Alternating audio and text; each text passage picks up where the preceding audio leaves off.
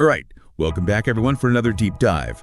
And today we're going to be talking about something I think a lot of people know about, but maybe don't know all the details. We're talking about the Leaning Tower of Pisa. A Leaning Tower of Pisa, yeah. You know, everybody knows that it leans, but how has it stayed standing for so long and all the things they did to kind of keep it from totally falling over? So we're going to get into all that. We've got excerpts from a document called, no, I'm not even going to try to pronounce this. I'll let you take this one. Stabilization. Yeah. Yeah. See, I'm not even going to try. But it basically means like pasted text or whatever. Right. Yeah, essentially just a document that was translated. Right. And there's some really interesting details in here about the different ways they tried to fix this thing over the years and some of the things that happened accidentally that actually helped save the tower. Did you know, for example, that they actually stopped construction on this thing for 100 years to let the ground settle? I did, yeah. That's one of the more fascinating aspects of this. Right. Just like, okay, well, we messed up. Let's just wait a while and see what happens. Let's see if this fixes itself. Right. Yeah. So let's go back to the beginning. Construction on the tower began in 1173. They were building a bell tower for the Pisa Cathedral, right? That's right. It was intended to be a grand campanile, a freestanding bell tower, part of the cathedral complex in Pisa. And they wanted this thing to be tall. They were going for 185 feet of marble. Ambitious, to say the least, especially for the time. But they only got to the third story before they started to notice a problem. Yeah, a slight problem. It started to lean. Yeah, a little bit. And this is where we get into the whole issue of soil and foundations. The soil in Pisa is very soft, mostly clay and sand. Okay, so not exactly ideal for a giant marble tower. Not really. And they didn't have the benefit of modern soil analysis techniques. So they built the foundation, which wasn't particularly deep, on this less than stable ground.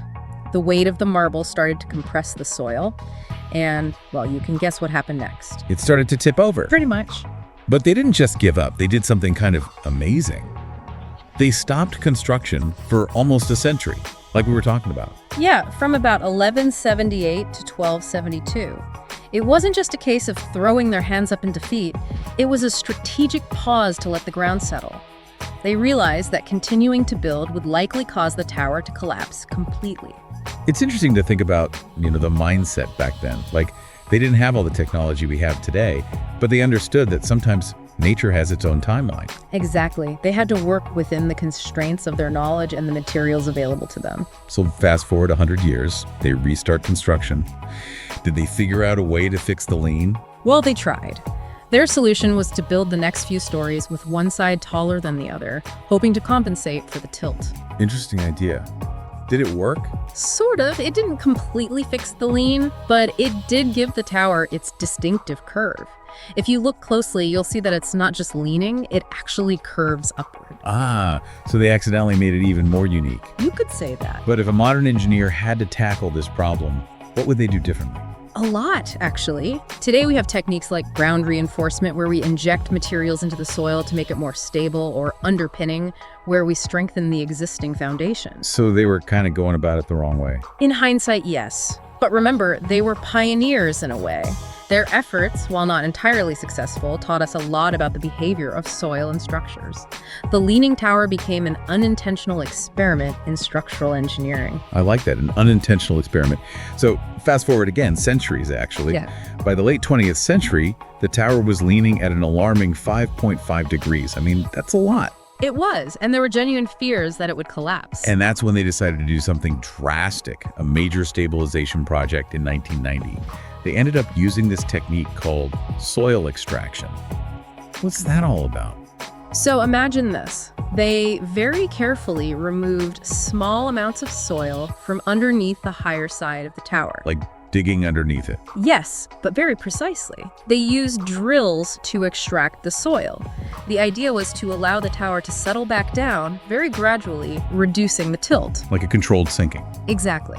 Yeah. And they monitored the whole process very carefully. That sounds kind of nerve-wracking. It was. There were other options considered, like adding counterweights or using cables to pull the tower upright, but soil extraction was deemed the least disruptive and most likely to succeed. And it did.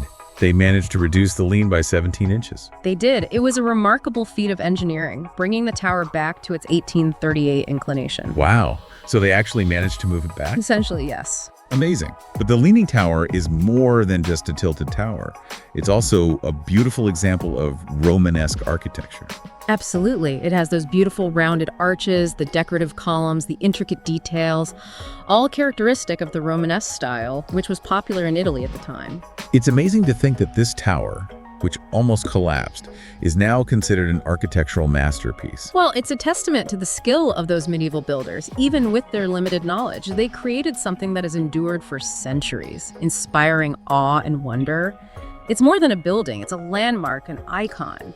It represents human ingenuity and resilience. And people from all over the world come to see it. Millions visit every year. It's a symbol of Pisa, of Italy, and even a symbol of overcoming challenges. And speaking of overcoming challenges, did you know that the tower is actually still straightening? It is. Since 2001, it's straightened another 1.6 inches. So all those efforts are still paying off. Yes. It's likely due to the soil extraction and the natural settling of the ground. It just shows you that even seemingly static structures are in constant interaction with their environment. So, okay, I have a question. How has this tower survived so many earthquakes over the centuries? I mean, we're talking about a tower that can barely stand up straight. Well, that's one of the most interesting things about it. It's actually the soft soil that helps it survive earthquakes. Really? How does that work? I think soft soil would make it more vulnerable. It's counterintuitive, but the soft soil acts as a sort of natural shock absorber. A shock absorber. Yeah, think of it like this. During an earthquake, the ground shakes back and forth. But because the tower is so loosely connected to the ground due to the soft soil, it doesn't shake as violently. It's a phenomenon called dynamic soil structure interaction. The tower's movement is out of sync with the ground's movement, preventing the kind of resonance that can cause structures to collapse. Wow, that's fascinating. So it's like the very thing that almost made it fall over is now helping it to stay up. Exactly. It's a reminder that sometimes what seems like a weakness can actually be a strength. Amazing. So what have we learned today? We've learned that the Leaning Tower of Pisa is a monument to human error, ingenuity, and perseverance. A near disaster turned into an iconic masterpiece. And a symbol of how, even in the face of seemingly insurmountable challenges, we can find ways to adapt and overcome. It's a powerful message. And it makes you wonder, what other leaning towers are out there? What other seemingly impossible structures have defied the odds and stood the test of time?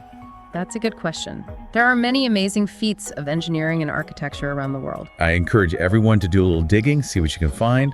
You might be surprised at what you discover. And if you find something particularly interesting, let us know. We'd love to hear about it. All right, that's it for today's deep dive. Thanks for listening. Thanks for having me. We'll see you next time.